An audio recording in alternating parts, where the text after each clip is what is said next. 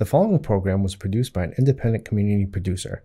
The opinions expressed do not necessarily reflect those of the ECAT staff or board of directors.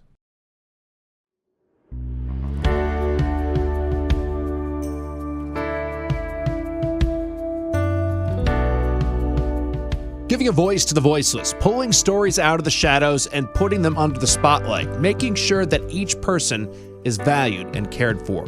This is Humanity First with Peter Evers, presented by BAMSI. Hi, everybody, and welcome back to another edition of Humanity First. My name is Peter Evers, and I have the privilege of being the host of this program and also the CEO of BAMSI in Brockton. And today, actually, we're going to have one of our members of staff come and talk to us. Her name is Ashlei Osborne, and she is the program director of a new program that we have here, which is named the Autism and Serious Mental Illness Program. But we like to call it the Intensive Wraparound Program. We're going to find out a little bit about some of the issues in our society with people who have autism. And it's a prescient time to do that because it's April, and April is Autism Acceptance Month.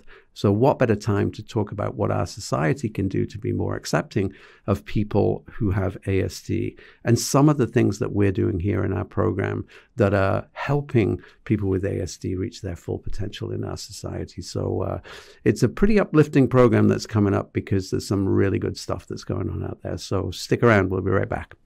Hi, I'm Jamie. I'm an essential worker here at BAMSI, and I'm a nurse. Nurses are essential here at BAMSI because as nurses, we really have the opportunity to make an impact. We have very small ratios, so we have the opportunity to really learn everything about the person served and be able to give the best care. It really serves such a great purpose for me as being a nurse and really why I came into nursing. Learn more about nursing opportunities at bamsijobs.org.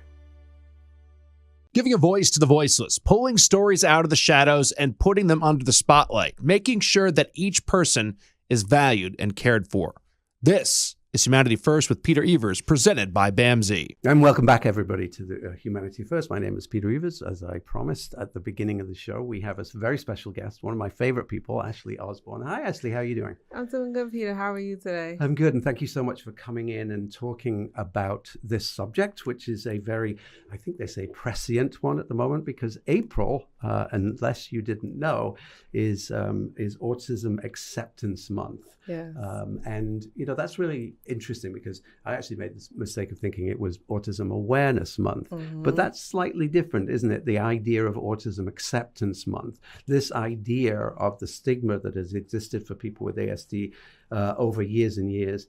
And yet we're in a situation where more and more people are being diagnosed with ASD, where we've moved away from the old Asperger's, yes, and we've moved into the spectrum and discussing people on the spectrum, the ASD spectrum, but also recognizing that people with autism have many, many skills, and that diagnosis is not something that defines an individual. So we're going to talk about a little bit about that and about people with autism in society and what we can expect from them. And also, interestingly enough, I know that you were speaking to somebody as we came in and you were talking about how best to deal with somebody who has some of those spatial issues and relational issues. So maybe we'll touch on that as well. And as I said before, as I said at the top of the program, Ashlei is the program director of our Autism and SMI, which means Serious Mental Illness Program, or as we like to call it, the Intensive Wraparound. So we'll get to talk about that a little bit. So Ashlei, welcome again, and tell us a little bit more about why is it Autism Acceptance Month? I believe it's Autism Acceptance Month because we know that neurodivergent individuals exist in our society and they're very much a part of our society and want to be accepted in our society. I think it transitioned from awareness because awareness doesn't represent or speak to the individuals that see the world through this lens. Mm-hmm.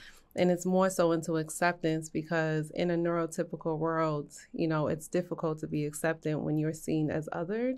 But when you are, when your skills and your strengths are the highlight of what people see, then it makes it easier for you to be accepted. So we want to be able to focus more on that for the people we serve. I love that definition. The other thing, it's funny actually, because I did a training at Bridgewater State University a couple of weeks ago on disabilities in society and how society has to make changes and adjustments. Right. And so, I'm a bit long in the tooth, and I was at school a long time ago, and but there were kids in my class who clearly were on the spectrum, back in the 80s. And I remember we didn't have a word for that. So we made up words for those kids, and they weren't always very pleasant because we didn't know any better. Yeah. Talk a little bit about how society is beginning to accept neurodivergence as this big, broad category of humanity, right? Mm-hmm. We have a responsibility as a society, right, to make accommodations because it's unusual for any human being to be normal, right? Mm-hmm. I mean, I'm kind of joking, but it's true. It's true. It absolutely is true.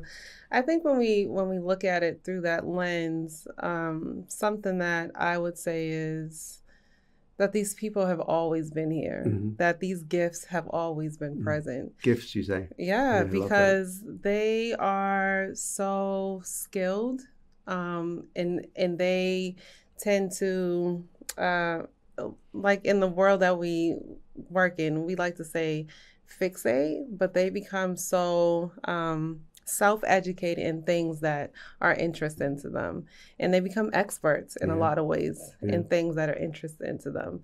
And we know how their skills have been utilized in different programs,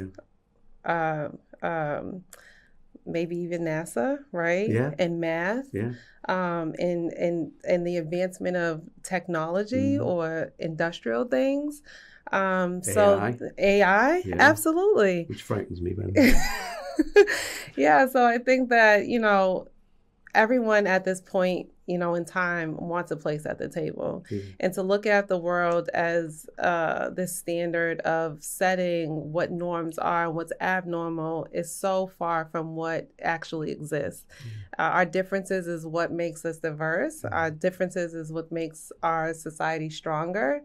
And to accept them at the table in any setting, right? Academic, educational, employment, volunteer opportunities, you name it, that it's important that we do, because no one wants to feel left out. And I think we really dig deep into the human experience and the quality of life, and they deserve an opportunity. And it's even saying the word they kind of sounds like it's not a part of, but they are very much a part of our society. So, the more that we accept who these individuals are and what they bring to the table and how we sharpen our skills to better support, I think it strengthens our society as a whole. And we are in that area where human contact is limited in a lot of ways, that we, rely on AI, or we communicate through computers, and we lose a lot of those social interactions. But for individuals that have ASD and that are acknowledging or talking about what their ASD looks like, it makes us think about how we show up in the world as well, and how we are judged in the world as well. And no one wants to be judged, and no one wants to be looked at different because of something that they don't have control over. And the lens that they view the world through is so special, and I feel like in a lot of ways it's so innocent, and that innocence is something that should be fostered in everyone. So, and the purity of it, it's something that we hope to change and inform people of the world, right? To shine light on a population that has been overlooked for so long. And really focusing on, how they can make us a better person. These challenges to society is something that it needs to happen and has to happen, because there's a lot of voices that are missing out, and there's a lot of voices or people unseen, and it's just not fair. Right. So. Yeah, well, let's because that's absolutely true. And, you and your program and people in our sector are doing a lot to address that. And so are people with ASD as well. They're finding their voice, which is really important. But, it's interesting because over the past, I would say 10 years, we've had near full employment in this country. We're always talking about vacancies, and we're always talking about not having people to do jobs, right? Which, at the moment is very poignant given that we have a freeze on immigration and there just aren't people to do the jobs. So if we aren't inclusive, we miss out on skill sets that are so exquisite with this population, not just this population, but this notion of inclusivity for everybody, that nobody is othered. And I like the way that you mentioned that. And if you start from that, then you discover the stories, you discover the skill sets, and you discover the matches of people, because everybody, and that's why I love the best practice of supported employment. Everybody is capable of working and doing something that they love. If you begin from that place and you're exploring and you're asking questions, I believe in what they call inquisitive inquiry, right? Yes. Assume less and ask more, yes. right? And is that a way of developing and getting the best out of everybody? Absolutely. Absolutely. Because then you break down the idea of what vulnerability looks like when you want to disclose what your challenges are and how to support you when you have those challenges. I think it also helps individuals feel a part of, and they so much deserve to feel that, and it's their right. As a society, we have to change. Well, let me ask you about that then, because okay, let me ask you a couple of questions, because I think we should dispel a few myths here. People in society who don't really have much contact with people with ASD or SMI, actually serious mental illness, make assumptions that these people are more involved in the criminal justice system, right? True or false? False. Absolutely, right. But I think the fact is that once somebody with ASD gets into the criminal justice system, there isn't the support for them once they're in. And so that's a pretty awful experience, right? Yes, absolutely. Because there are a lot of environmental and social things that can be very triggering, right? Like the lights, the noise, tapping, the way people are standing too close, or the way people may do certain, you might think you're doing something kind, but you might be doing something really harmful. Right. And I think that, debunking what that looks like we have to talk about that, because even, for the individuals who may encounter police, right? Police have to be informed. Right. We've heard the horror stories and we heard really negative things, but, something that is currently actively happening in police forces across definitely Massachusetts is that they are bringing on clinicians. They are informing police officers. There are ways that families can communicate what those challenges are, because, in some cases, if they do need support, they know how to show up. No sirens, right? Talking in a low voice and not talking loud. So understanding the sensory part of it as well, so that individuals aren't seen as being not cooperating or dangerous, right. And that's how they get into the criminal justice system. That's how they get in. That's right. So it is not that the behaviors are anything that is dangerous to the society. It's how we understand them. And of course, knowledge is everything in that. And you're absolutely right. There are sequential intercept models that work with people with mental illness and with people with ASD, where the police have a ride-along sometimes, where you have an expert who knows how to. Because if you think about it, the police want to secure the perimeter, don't they? And they want to be big. And those are not the things necessarily that you need to do with somebody who has ASD, because that's terrifying to them under those circumstances. They don't necessarily have an understanding about that. So we've debunked that myth. But And I think we mentioned before that we as a society need to be doing more. We need to adjust to the needs of everybody. If we're a civilized society, everybody has a place in it, right? And nobody gets othered. Yeah. So what can we be doing? You've given a great example of the police being better aware of that. But what can we do in our society to make people feel more welcome and less othered with ASD? I think creating a culture of acceptance, allowing people to feel comfortable and safe talking about those things. And I also feel like doing your own research, right? As agencies, as programs, as different departments, and becoming ASD informed, because we know that it's more common than people think. And it is not something that you can physically see, right? It's internal, right? So debunking that certain disabilities are things that you can immediately recognize, because they're not always like that. There are individuals who have ASD at level 1 who are high function, who have jobs, and who maybe even had diagnoses later in life, right?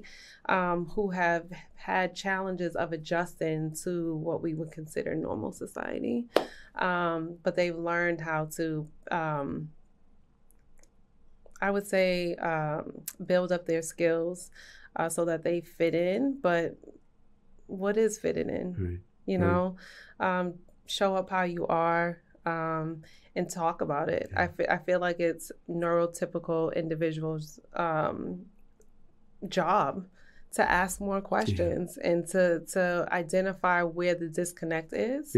And I think that will be the tools that we can recommend for others to foster in their programs or in society in general. Yeah, I love that. I mean, I do think it's really important for everybody to accept that their job is to be inclusive and to ask questions. And there's lots of trainings when I think about it. There's mental health first aid, which is through the National Council for Well-being and Mental Well-being. We should be developing some of those programs in school. And, one of the things that I really strongly believe in, and I know some people don't, is that there should be integration of people with disabilities into the classroom. So those kids get used to and understand that there are all sorts of behaviors that can be managed within a classroom. Well, actually, that's really helpful, I think, generally speaking. Let's sort of spend the next couple of minutes talking about the program, because this is a new program at BAMSI, right? In fact, it's our newest program. Yes, it is. So it is a proof of concept program. And we work closely with DDS, and our program at BAMSI is close with DDS. And we need to, what does DDS stand for? Oh, the Department of Developmental Disability. Yes. Sorry. I'm just so used to using the acronyms. I know. Yes. And so what they do is they identify individuals that have ASD. So ASD is supported by DDS, not the Department of Mental Health, right? So if you have an ASD diagnosis, you are supported by DDS. In that support, we see individuals who are seeking employment, who are seeking education support, who are going to day programs, who are receiving whether that's ABA, whether that's therapy. They're just figuring out where to navigate some of those resources from. But our program specifically, what we do is we receive these referrals. It's a closed referral program. We work closely with identifying the barriers. We work closely with understanding individuals, what their presentations are, what their sensitivities are, what their likes and dislikes are. And then from there, we use the PBS framework, which is the Positive Behavior Supports Framework, to then help develop a plan so that they can be understood. It's like a profile, right? This is who they are, this is how we're showing up, and this is how we support them. And it is 100% person-served led. We also help advocate with parents on how to support individuals that are seeking autonomy and independence. And also something systematically that has been identified is that when individuals turn 22, they age out of have a lot of the supports. And what that leads to is individuals feeling more isolated, less skilled with adult skills, and having a lot of challenges with connecting to the community. Right. So the wraparound program helps them to connect more to the community. And then the ultimate goal is that they graduate from our program. They're well-resourced. They know where to go to the gym and where to work and where to volunteer at and meet friends, natural friends where they can have these social interactions with, and feel a part of the community, so that they don't feel left out. Yeah, as I think about this, and I know the program's relatively new, right? It's a year or and a bit. Is it? Do you have a success story that you could just share with us? Absolutely. So we see a range. We typically have individuals that are level 1 and level 2. The difference between level 1 and level 2 is the quality of life and the activities of daily living. So a person with level 1 needs less support in activities of daily living, but at level 2, they can have more than one areas of support.